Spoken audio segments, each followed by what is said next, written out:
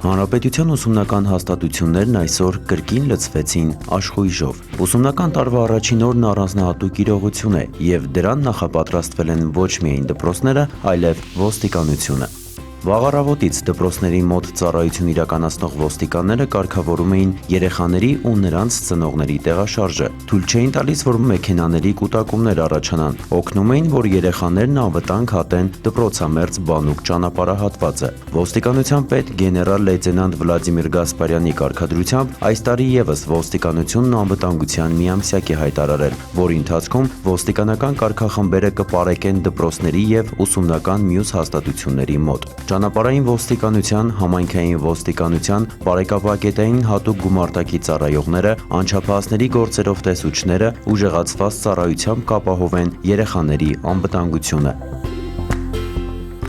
Երեխայի անվտանգությունը պետք է ապահովել միշտ, համարելով դա բոլորիս գերխնդիրը։ Սա սկզբունք է ոստիկանության համար, եւ այսպես գիտելիքի նոր տարին սկսված է։ Շնորհավորում ենք գիտելիքի օրվա առթիվ։ Բարի ճանապարհ։